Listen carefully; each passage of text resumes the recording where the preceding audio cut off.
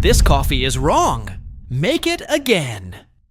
The teenage girl slammed the cup down on the counter so hard that the lid popped off, sending a splash of latte across the surface.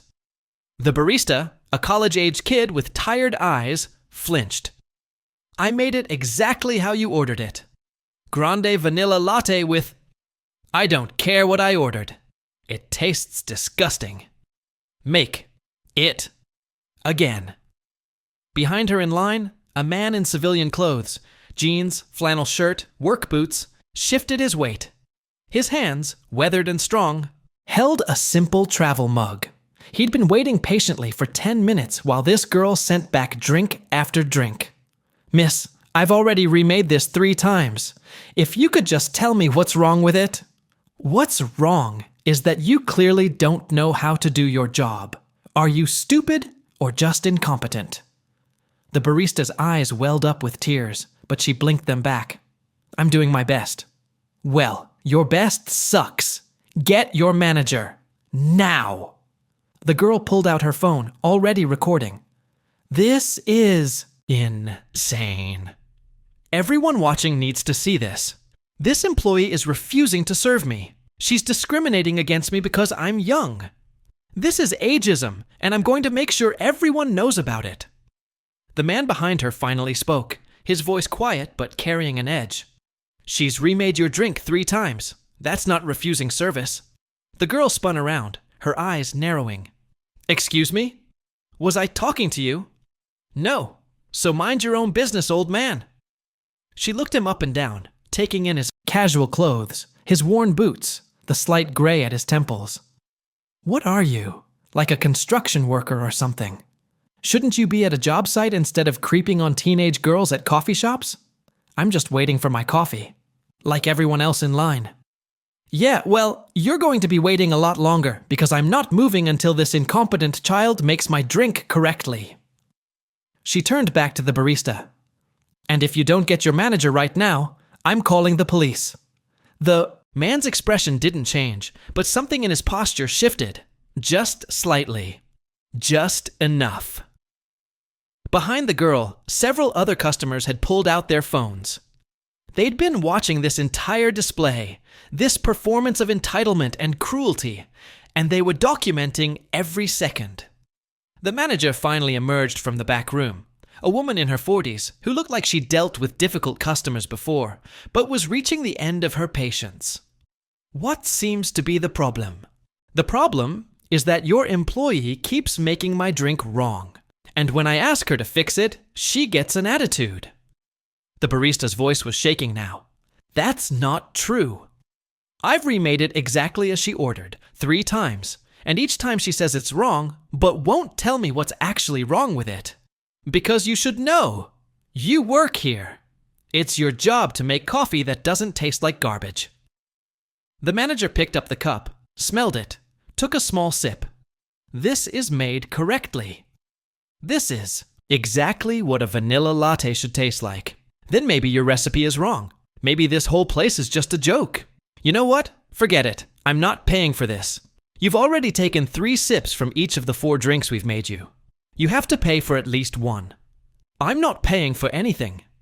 Sue me. She grabbed her designer bag, but the manager stepped in front of her. I can't let you leave without paying. Oh, so now you're holding me hostage? She turned to her phone. To her. Recording. Everyone see this? They're literally kidnapping me because I complained about bad service. The man in the flannel shirt set his travel mug down on a nearby table. His movement was calm, deliberate, but several people in the cafe seemed to notice, seemed to recognize something in the way he moved. Miss, you need to pay for what you consumed and then leave. Or what? What are you going to do, old man? Hit me? Go ahead. I'd love to press charges. My father is a lawyer.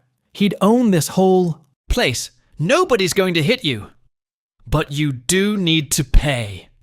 The girl laughed, the sound shrill and mocking. Make me. The silence that followed was heavy. The man looked at the manager, who seemed caught between anger and fear of escalation. He looked at the barista, who was openly crying now. He looked at the line of people, all recording, all witnessing this moment. Then he reached into his back pocket and pulled out his wallet. From it, he extracted a badge and held it up. County Sheriff. And you just threatened a business, consumed products without payment, verbally assaulted an employee, and disrupted a public establishment. That's 4 misdemeanors right there. The girl's face went from smug to pale in an instant. You're lying. You're not a cop. You're not wearing a uniform. I'm off duty. But I'm still a law enforcement officer, and I'm still empowered to enforce the law. He pulled out his phone. Now, you have 2 choices.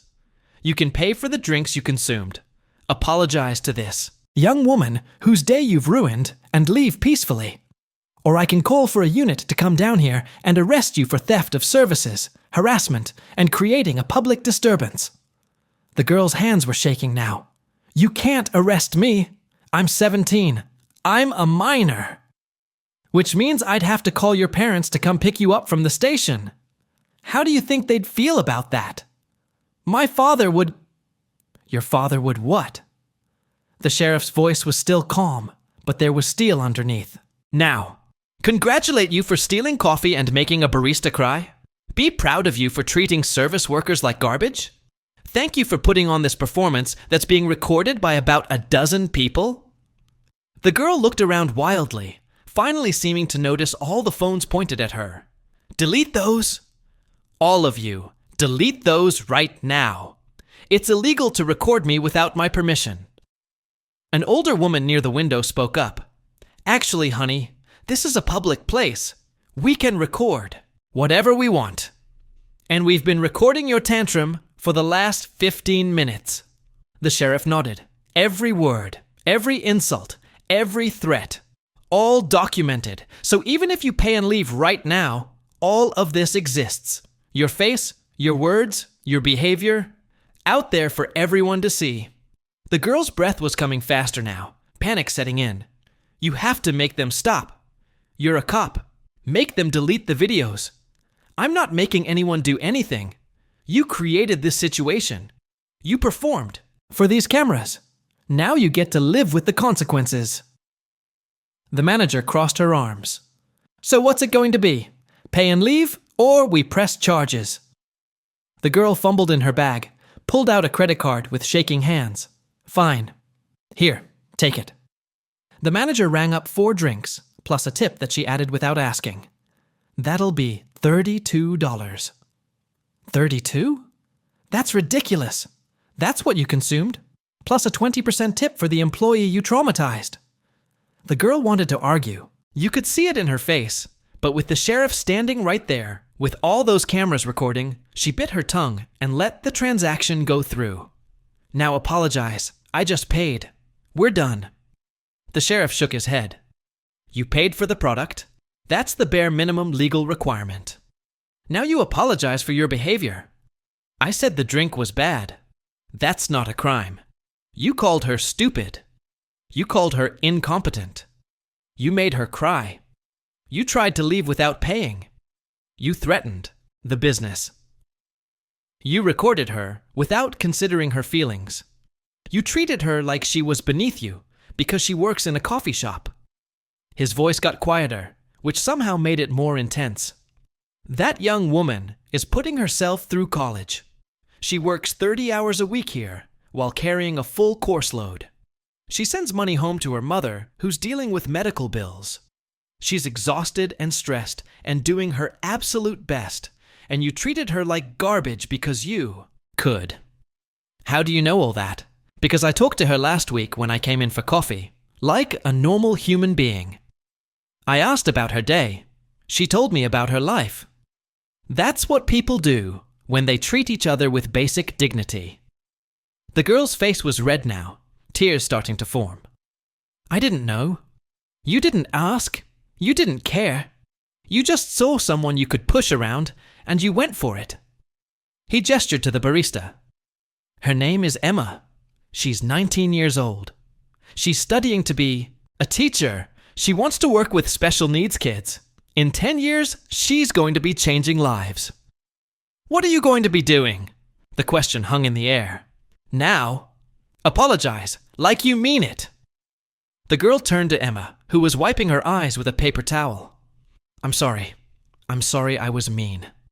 I'm sorry I made you cry. I was having a bad day, and I took it out on you. And that was wrong. Emma nodded slowly, not quite forgiving, but accepting. The sheriff wasn't done. Why were you having a bad day? What? You said you were having a bad day. What happened? The girl shifted uncomfortably. My boyfriend broke up with me last night, and I saw him this morning with another girl, and it hurt, and I was angry, and you decided to make someone else feel as bad as you felt, I guess. Yeah. He picked up his travel mug. Here's something you need to understand. Everyone in this coffee shop is fighting a battle you know nothing about. That man over there in the suit, he just lost his job. The woman by the window, her sister is in the hospital. The kid at that table, he just found out he didn't get into his dream college. The girl looked around at the faces watching her. Everyone has pain. Everyone has bad days. But most people don't use that as an excuse to hurt others. Most people try to do better. Try to be better. So what happens now? Do you arrest me? No. You're leaving. You're going home. And you're going to think about the kind of person you want to be. Because right now, those videos are going to start spreading. People are going to share them. Your name is going to be attached to this behavior. Oh God. Oh God, no. Please. Can't you make them stop? I told you. I'm not making anyone do anything. You made your choices. Now you live with them. The girl was fully crying now, but there was no sympathy in the room. Only the natural consequence of cruelty meeting justice. She grabbed her bag and practically ran out of the coffee shop. Through the window, they could see her sitting in a car in the parking lot, head on the steering wheel, shoulders shaking. The sheriff turned to Emma. You okay? She nodded, wiping her eyes again. Thank you for stepping in. Most people just watch. Most people don't know what to do. They're afraid of making it worse. But sometimes you have to stand up. He paid for his coffee, left a generous tip, and was about to leave when the older woman by the window called out. Sheriff? You're Sheriff Morrison, aren't you? I voted for you. He nodded, a slight smile. Appreciate that, ma'am. What you did just now, that's why we voted for you. Because you actually care about people. Just doing my job. But he stayed for a few more minutes, talking with Emma, making sure she was really okay, offering resources if she needed them, treating her with the respect and dignity she deserved. The videos, as predicted, went viral. Not all of them. Some people kept them private, but enough spread that by evening, the girl's face was everywhere. Her name was discovered. Her social media was flooded with comments. Her father, the lawyer she'd threatened people with, was horrified. He issued a public apology. His daughter would be volunteering at homeless shelters. She would be donating to charity. She would be taking a social media break. But the damage was done. College applications were affected. Friendships ended. People who'd once envied her lifestyle now saw her for what she'd revealed herself to be.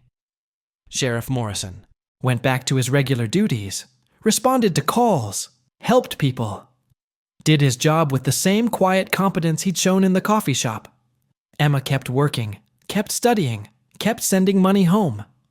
The day after the incident, she found an envelope slipped under the windshield wiper of her car. Inside was a note and $500 in cash. The note read, "For your mother's medical bills. You're going to be an amazing teacher. Keep going. Friends in the community who see your hard work." She never knew who left it. But Sheriff Morrison, walking to his patrol car that morning, had a slight smile on his face. Because that's what community means. Standing up for people who can't stand up for themselves. Holding people accountable for their actions, and quietly helping those who deserve it. The coffee shop became something of a local landmark. People came in specifically to meet Emma, to thank her for handling a difficult situation with grace, to tip generously, and treat her with respect. And somewhere, A teenage girl was learning that actions have consequences, that cruelty leaves scars, that the person you are when you think no one important is watching is the person you really are. She had a choice now. She could learn from this. She could become better. She could understand that dignity and respect aren't about status or wealth or who your father is. They're about how you treat people when you have the power to treat them badly, but choose kindness instead. Or she could stay the same and keep facing the same consequences over and over. The choice was hers. But in that coffee shop, Emma steamed milk and pulled espresso shots and helped customers with a smile. Because she knew something the girl was just learning. Your character isn't defined by your worst moments, but by how you respond to them. By whether you let them destroy you or transform you. And Sheriff Morrison. He kept his badge in his back pocket, ready when needed. Kept showing up for his community. Kept standing between cruelty and its victims, using nothing more than calm authority and unwavering principle. Because that's what heroes do. Not with costumes or superpowers, but with simple, steady decency. Day after day after day. And sometimes, that's enough to change everything.